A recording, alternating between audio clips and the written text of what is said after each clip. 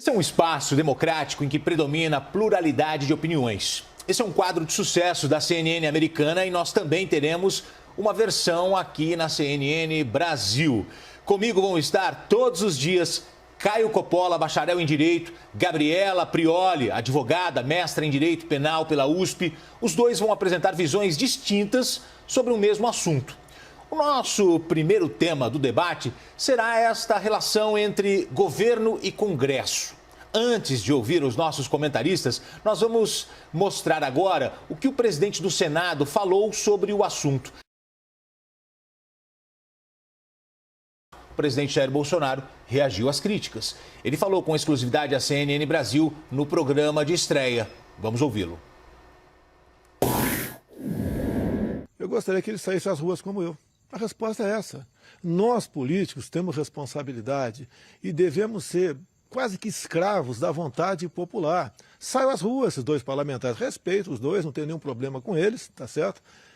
Estão fazendo as suas críticas, estou tranquilo tocante a isso. Espero que eles não queiram partir para algo belicoso depois do que eu estou falando, depois dessas minhas palavras aqui. Agora, prezado Davi Alcolumbre, prezado Rodrigo Maia, quer sair às ruas? Saia às ruas e veja como vocês são recebidos, tá certo? Outra coisa, os acordos não tem que ser entre nós, em gabinetes com ar refrigerado, tem que ser entre nós e o povo. Eu quero a aproximação do Rodrigo Maia, quero a aproximação do Davi Alcolumbre, respeito os dois parlamentares. E o que está faltando para nós? Como eu já disse, mais de uma oportunidade. Se nós chegarmos a um bom entendimento e partirmos para uma pauta de interesse da população, todos nós seremos muito bem tratados, reconhecidos e até idolatrados nas ruas. É isso que eu quero. Eu não quero eu aparecer e eles não. Muito pelo contrário. Rodrigo Maia, Davi Alcolumbre, estou disposto a recebê-los amanhã aqui no Alvorada, ou até se quiser que eu vá no parlamento, eu vou no parlamento com vocês dois, obviamente, e vamos conversar e vamos deixar de lado qualquer picuinha que porventura exista. O Brasil está acima de nós três. Depois de ver essas declarações que dão uma ideia de como andam as relações entre os poderes, a gente começa o nosso grande debate. Dois poderes, executivo, legislativo. Começo com você hoje, Gabriela Prioli. Como é que você observa esta relação? Bom dia. Bom dia, Agostino. Bom dia, Caio. Eu gostaria de cumprimentar todo mundo que está assistindo a gente. Vai ser um prazer estar todo dia aqui com vocês.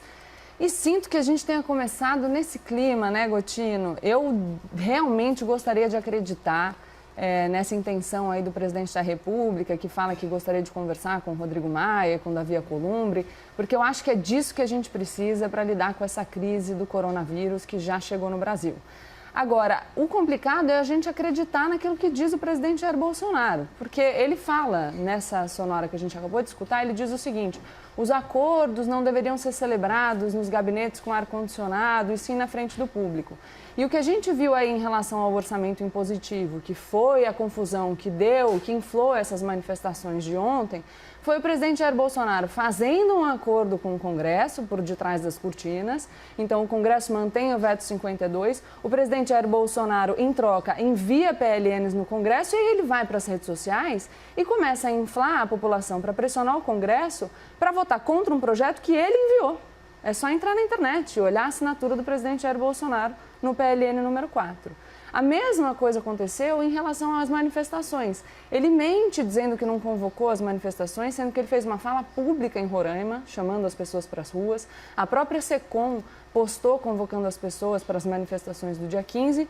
E aí é curioso que ele diga que a gente precisa deixar de lado a picuinha, depois de ter passado o dia inteiro chancelando manifestações que tiveram lugar no meio de uma pandemia de escala global, e na qual as pessoas estavam efetivamente se manifestando contra o Congresso Nacional. É só olhar os cartazes que tinham nas manifestações contra o Congresso, contra o outro poder, o Poder Judiciário, falando inclusive em AI-5. Então, como que a gente fala em deixar a picuinha de lado se a gente está chancelando esse tipo de manifestação?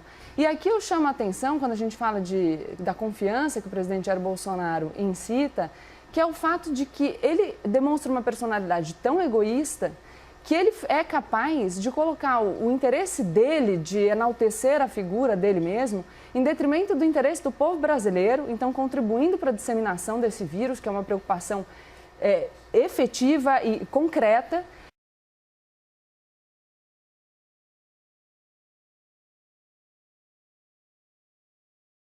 e a ponto de desmoralizar os próprios ministros do seu governo. Ele fez uma live com o ministro Luiz Henrique Mandetta, que tem feito um belíssimo trabalho de enfrentamento em relação ao coronavírus, e ele desmoralizou o ministro quando ele fez exatamente o que o ministro disse que era para não fazer. Gabriela Prioli, agora nós vamos ouvir a visão do Caio Coppola sobre essa relação entre executivo e legislativo. Caio, bom dia. Bom dia, Gotino. Bom dia, doutora. Bom, eu não vou conseguir disfarçar o meu entusiasmo e confesso até o meu nervosismo com essa estreia. Então, que Deus ilumine aí os meus pensamentos para que eu possa dar aí uma singela contribuição pro debate público. Vamos pegar carona na fala do senhor Davi Alcolumbre, né? De fato, essa tensão aí entre governo e Congresso, nisso tudo é interessante observar o que a Constituição estabelece. Aliás, já no seu artigo 2º, que prevê mesmo que os poderes da República devem ser independentes e harmônicos entre si. Essa é a expressão do texto constitucional. Só que, até 2019, o Congresso brasileiro não era independente, porque o Congresso era comprado. Comprado com liberação de verba pública, comprado com indicação de cargos, loteamento de ministérios, financiamento de campanhas eleitorais, até com propina. Tá aí o mensalão, o petrolão, que não nos deixam mentir. A tal da governabilidade era fruto dessas transações imorais que garantiam ao governo uma base de apoio no Congresso. Portanto, a independência entre os poderes era um grande faz de conta no Brasil. E isso é gravíssimo, porque o parlamentar ele é eleito para votar conforme a sua convicção política, em nome do interesse público, não motivado por interesses particulares, circunstanciais e muitas das vezes interesses escusos. Com a posse do novo governo, esse sistema viciado, conhecido como presidencialismo de coalizão, ele foi suspenso. E os deputados e senadores fisiológicos perderam os tais favores presidenciais. Isso é fruto de uma maturidade democrática no país. Só que amadurecer dói. Por isso que o Congresso, que antes era mimado e agora é independente, ele grita e esperneia. E fazer birra, convenhamos, até faz parte do jogo político. O problema é que o Congresso está fazendo birra com o orçamento público. Está promovendo uma farra fiscal inconsequente, em desacordo com a vontade da maioria da população, que elegeu um governo com viés liberal na economia e que zela pelo equilíbrio nas contas públicas. Então, voltando à Constituição, não adianta o Legislativo conquistar essa independência e promover tanta desarmonia. E a maior responsabilidade por essa tensão entre governo e Congresso não são as falas intempestivas do presidente, como colocou a Gabriela, são os vícios de uma velha política acostumada a parasitar a máquina pública.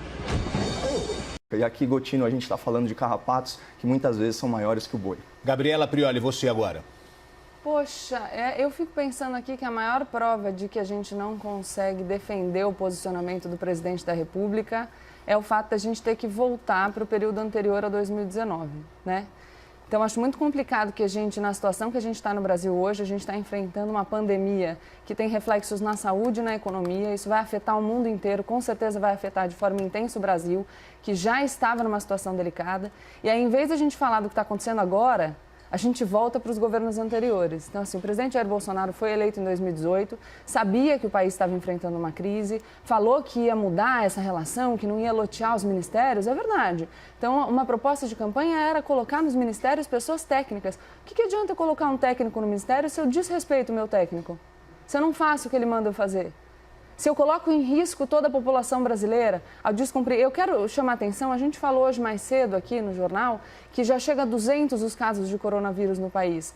12 casos são de pessoas que estão no entorno do presidente da República, 6% do número de casos total do país. E aí a gente tem o presidente da República saindo no domingo, ontem, indo apertar a mão das pessoas.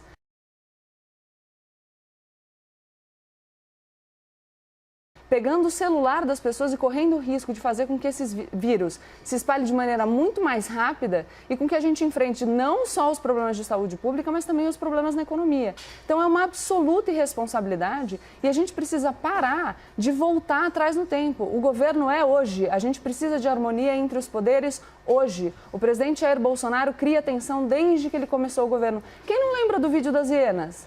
Então, todo mundo é ruim. O judiciário é ruim, o Congresso é ruim, a mídia é ruim. Só ele que não consegue governar. Mas o Legislativo não tem uma parcela de culpa nesse desgaste da relação? se o Legislativo tem uma parcela de culpa no desgaste da relação, acho que a gente precisa pensar a partir de quando a gente vai avaliar. Se você estiver fazendo uma pergunta para mim sobre o BPC na semana passada, embora seja um tema extremamente complexo, eu não posso fazer uma análise generalizante, eu acho que o Legislativo errou. Agora, a gente precisa pensar o seguinte, o que o Legislativo faz diante desse comportamento errático do presidente da República? Se ajoelha?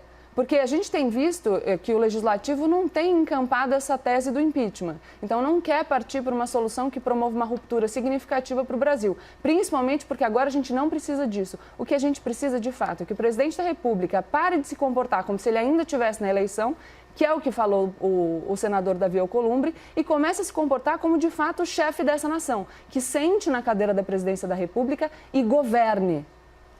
Caio Coppola, como é que você vê o posicionamento do presidente, a postura dele hoje à frente do país? Bom, para desespero da minha debatedora, eu não pretendo aqui abandonar a história recente, a história política recente do Brasil. Eu acho que uma população que esquece seu passado está condenada a repeti-lo. Né? Bom, sobre o presidente ir dar a mão para os manifestantes e tal, a gente tem que parar de ver a população com tanto paternalismo e lembrar que essas pessoas estavam plenamente cientes, inclusive o presidente da República, dos riscos que elas estavam correndo. Né? Isso é natural. É muito incoerente essa crítica desvairada à atitude presidencial e você não defender, por exemplo, o fechamento de metrôs e locais de grande aglomeração. Nós mesmos aqui, Gotino, estamos correndo risco, certo? De vir para locais populosos, enfim, como é o caso da Avenida Paulista, só que a nossa missão supera isso, então é um risco calculado. Mas o presidente não contrariou uma orientação do próprio ministro da Saúde, integrante do governo? A orientação geral é para que as pessoas evitem aglomerações, mas de qualquer forma, se a sua missão, se os seus valores, né, se a sua luta democrática ou política, o que quer que seja, superam os riscos, isso é uma decisão pessoal que está dentro do espaço de liberdade de cada um. Agora, a minha fala foi focada no presente. Eu falei muito claramente da farra fiscal, né, que o Congresso está promovendo e assim, abocanhando um naco gigantesco, né, das despesas discricionárias, transformando inclusive, né, mudando rubricas que eram dos ministérios para a mão de um relator geral do orçamento que se tornou um todo-poderoso, né, com mais de 30 bilhões de reais para administrar e que ninguém sequer sabe o nome dele. Inclusive, eu acho aí violando cláusula pétrea, né, de separação de poderes, esse tipo de situação.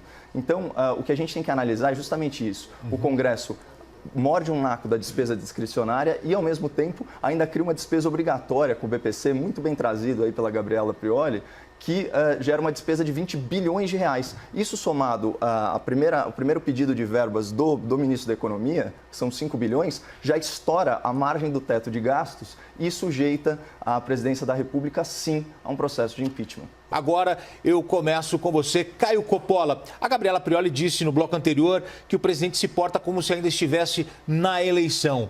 A eleição acabou ou não? Pois é, a Gabriela estava, na verdade, parafraseando, né, o presidente do Senado, Davi Alcolumbre. Eu tenho as aspas aqui completas para reler ao espectador da CNN. Ele disse o seguinte: a eleição terminou, mas aparentemente, para algumas autoridades da República, a eleição ainda não terminou.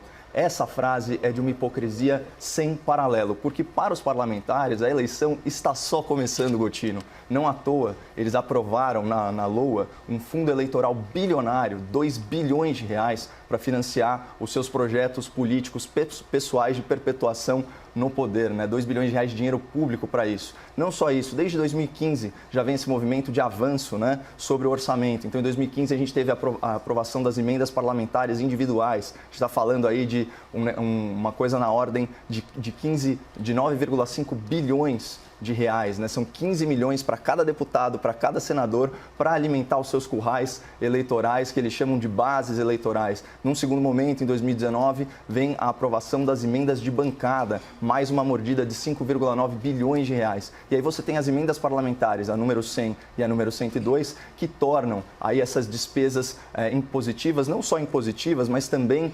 prioritárias, certo? Então, você vê que já está rolando aí essa camisa de força orçamentária que limita muito a ação do Poder Executivo. E para piorar tudo, na Lei de Diretrizes Orçamentárias e nos PLNs que alteram essa lei, foi mudada a rubrica e mais de 30 bilhões de reais que estavam nas mãos dos ministérios passaram, da mesma forma, de forma impositiva e com prioridade, para as mãos de um relator geral do orçamento que ninguém sabe quem é. Para matar a não curiosidade aí do espectador da CNN, o nome dele é Domingos Neto. Ele é um rapaz de 31 anos, nasceu em 1988. Ele é do PSD, partido do Kassab, ex-ministro da Dilma, ex-ministro do Temer. Sei que a Gabriela não gosta muito de retomar o passado, mas enfim. E ele responde a um processo por improbidade administrativa, ainda aguardando julgamento em primeira instância. Esse é o cara que controla 30 bilhões de reais do orçamento público hoje, na situação atual. Sendo que o maior programa assistencial do governo, Bolsa Família, tem 29 bilhões de reais de orçamento. E só para ficar aí num ministério muito caro, aí ao espectro da esquerda, o Ministério dos Direitos Humanos, a verba desse ministério é só 220 milhões. É muito dinheiro, é muita concentração de poder na mão de uma pessoa só. Gabriela Prioli, a gente conversou aqui com o Yuri Pitta e com a Basília Rodrigues, analistas da área política, e falamos que o coronavírus poderia ajudar a selar a paz entre os dois poderes, entre o Executivo e o Legislativo. Você acredita nisso ou não? Eu espero. Agora, falar que eu acredito, eu já estaria exagerando aqui no meu otimismo. Já que, enfim, estamos fazendo muita questão aqui que a gente retome o passado, vou me permitir então também retomar um pouquinho. Vamos lá. As emendas parlamentares individuais que foram aprovadas como impositivas em 2015 contaram com o apoio do então deputado federal Jair Bolsonaro. As emendas de bancada que foram aprovadas por propostas de emenda à Constituição em 2019 foram aprovadas com o apoio do agora presidente Jair Bolsonaro, inclusive com um discurso do Eduardo Bolsonaro na Câmara falando que aquilo era uma vitória do governo.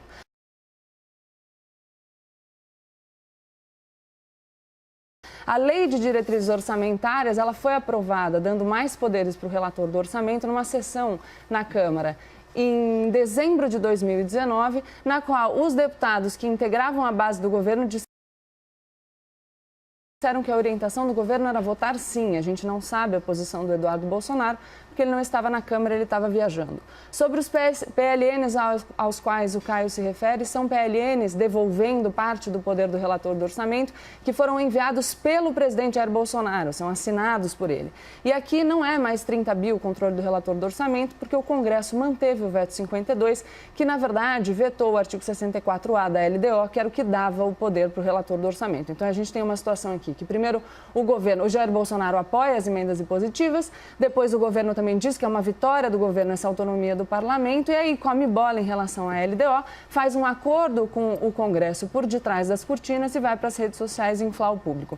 Inflar um público que foi para a rua e não pode ser considerado um povo heróico, que fez um juízo em relação aos próprios riscos que estava correndo, porque quem vai para a rua em época de pandemia, com um vírus que a principal característica negativa é o alto poder de disseminação, não está só se colocando em risco, está colocando todo mundo em risco. Então isso não é heroísmo, isso é covardia e irresponsabilidade.